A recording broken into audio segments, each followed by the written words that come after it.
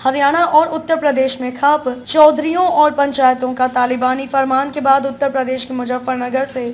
एक बार फिर पंचायत का तुगलकी फरमान सामने आया है, जिसमें ग्रामीण युवकों पर जहां हाफ पैंट पहनने पर पूर्ण रूप से प्रतिबंध लगाया गया है, वहीं ग्रामीण युवतियों पर भी जीन्स और स्कर्ट पहनने पर भी प्रतिबंध लगाया गया है। समाज के ठेकेदारों ने पंचायत में दिए गए फरमान का पालन नहीं करने वालों का सामाजिक बहिष्कार करने की भी घोषणा की है। ग्राम पंचायत चुनाव की घोषणा होने के बाद से पश्चिमी उत्तर प्रदेश में गांव-गांव पंचायतों का दौर शुरू हो गया है। पंचायतों में समाज के ठेकेदार अपना रुतबा और वजूद रखने के लिए नए नए हथकंडे अपना रहे हैं, फिर चाहे वो तुगलकी फरमान ही क्यों ना हो। ऐसा ही एक मामला सामने आया है पश्चिमी उत्तर प्रदेश जनपद मुजफ्फरनगर, जहां चरथावल विधानसभा क्षेत्र के गांव पिपलशाह में मंगलवार दोपहर एक क्षत्रिय पंचायत का आयोजन किया गया, जिसमें राजपूत समाज के 1 दर्जन से ज्यादा गाँव के लोगों ने हिस्सा लिया। हालांकि पंचायत का आयोजन चुनाव आयोग द्वारा ग्राम पंचायत चुनाव में की गई आरक्षित सीटों के विरोध में बुलाई गई थी, जिसमें पंचायत में मौजूद लोगों ने आरक्षित सीटों का विरोध करते हुए ग्राम पंचायत चुनाव और आगामी विधानसभा चुनाव के बहिष्कार करने का निर्णय लिया। लेकिन कुछ देर बाद ही पंचायत में सामाजिक कुरीतियों को लेकर बहस करने लगी और पंचायत की अध्यक्षता कर रहे ठाकुर पूरन सिंह ने पंचायत में खड़े होकर तुगलकी फरमान का ऐलान करते हुए कहा कि जिस देश और समाज की संस्कृति नष्ट होगी, वो देश और वो समाज अपने आप समाप्त हो जाता है। क्या मुद्दे थे पंचायत के? देखो, मुद्दा तो ऐसी है बात, मान लिया सरकार सन 1950 में संविधान हुआ और उसमें सब आज़ाद हुए। जब आज़ाद भारत हो गया तो इस आज़ाद भारत में मात्र राजनीतिक स्वार्थ को साधने के लिए ऐसी व्यवस्था क्यों करी जा कि लोगों को गुलामियत महसूस हो। आज़ाद भारत है, सब गांव सब समाज आपस में एक साथ रहने की कोशिश करे। हमारा सवाल ये, जो सरकार गांव में आरक्षण लागू करे कि भाई ये एससी वर्ग में चला गया, ये ओबीसी वर्ग में चला गया, ये सामान्य वर्ग में चला गया, मतलब एक बड़े तबके को चुनाव को लड़ने से रोकने का षड्यंत्र सरकार मात्र वोट लेने के लिए करे, तो सरकार ये समझे कि कोई नहीं चाहता कि गांव में प्यार न रहे, इसलिए हम चाह रहे हैं कि सभी गांव सामान्य में हो और सभी को लड़ने का अधिकार दिया जा, चाहे वहाँ एससी वर्ग का व्यक्ति लड़े, चाहे ओबीसी वर्ग का लड़े, चाहे सामान्य वर्ग का लड़े। इसलिए सरकार की नीति और नियत में खोट है। जब चुनाव शुरू हो जाते हैं तो गांव दर गांव शराब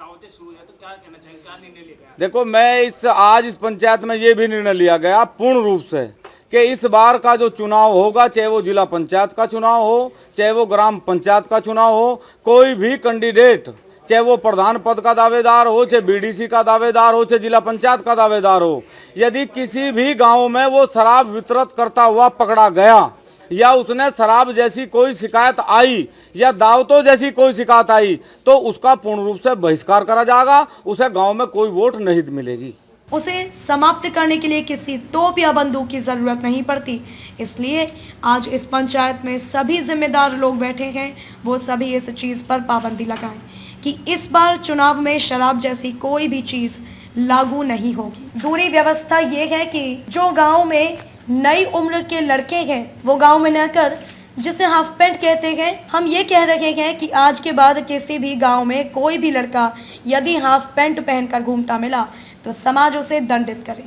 तीसरी बात यह है कि हम सभी के घर में लड़कियां हैं और आज हमारी लड़कियां पढ़ने जा रही हैं, ठीक है, उन्हें पढ़ाओ, बिना दहेज के उनका विवाह करो, ये सब ठीक है, लेकिन लड़कियां जीन्स पहनकर या आपत्तिजनक कपड़े पहनकर जाएं, ये समाज के लिए अच्छा नहीं है। इस पर भी समाज एक मत होकर पाबंदी लगाए। जो भारत की संस्कृति है और जो हमारी संस्कृति के परिधान है, उन्हीं कपड़ों का वो प्रयोग करें, ना कि जीन्स टॉप पहनकर गांव से जाएं। और अगर स्कूल कॉलेजों में ये व्यवस्था नहीं है तो उन स्कूल व कॉलेजों का बहिष्कार किया जाएगा जिन स्कूलों में पैंट स्कर्ट यूनिफॉर्म पहनने की परंपरा है। मेरा नाम ललित राणा है, मैं अध्यक्ष राष्ट्रवादी पार्टी से। आज की इस पंचायत में पंचायत चुनाव 2021 उत्तर प्रदेश में होने जा रहा है। उसका रिजर्वेशन चार्ट भी डिक्लेयर हो गया है और रिजर्वेशन चार्ट जब से डिक्लेयर हुआ है तभी से उत्तर प्रदेश के सभी जिले, गांव, ब्लॉकों में एक आक्रोश का माहौल है। हम लोग पिछले 10 दिन से अलग अलग जिलों में पहुंच रहे हैं। दुर्भाग्य इस बात का भी है, जो राजनीतिक दल उत्तर प्रदेश में राजनीति करते हैं उन सबसे भी हमने वार्ता की है, लेकिन कोई भी राजनीतिक दल फ्रंट पे आकर इस विषय पर बोलने के लिए तैयार नहीं है। अर्थात कहीं ना कहीं वोट बैंक की राजनीति, तुष्टीकरण सभी फॉलो कर रहे हैं। आप देखिए कि जनपद में जो गांव हैं, जो रिजर्वेशन चार्ट है जिसमें 50% गाँव को रिजर्व कैटेगरी के लिए देना था, अब जहां पर बाहुल्यता है सामान्य वर्ग की है, वहां सामान्य वर्ग के लोगों को चुनाव लड़ने का अधिकार मिलना चाहिए था, लेकिन वो सामान्य वर्ग की सीट दे दी गई है वहां जहां 90% या उससे ज़्यादा ओबीसी वर्ग या एससी वर्ग की आबादी है। 7 तरह का इसमें रिजर्वेशन दिया गया है, जिसमें 3 कैटेगरी महिलाओं के लिए अलग से है। अब इसमें सबसे बड़े बात जो आ रही है निकल के कि हर जिले के लगभग 80% से ज़्यादा सामान्य बाहुल्य गांव, वो चाहे मुस्लिम आबादी के हैं, चाहे वो ब्राह्मण आबादी के हैं, चाहे वो राजपूत आबादी के हैं, वो एससी महिला अथवा ओबीसी में चले गए हैं। अब बहुत सारे गांवों में ये भी एक विडंबना है कि वहाँ उस वर्ग की आबादी का एक ही घर है या दुर्भाग्य से 2 घर हैं, 2 ही लोग हैं, तो वहाँ विकल्प भी चुनने की आज़ादी नहीं है। आज चूंकि गांव में विकास के बहुत सारे मुद्दे हैं, एक बड़ा फंड सरकार प्रोवाइड कराती है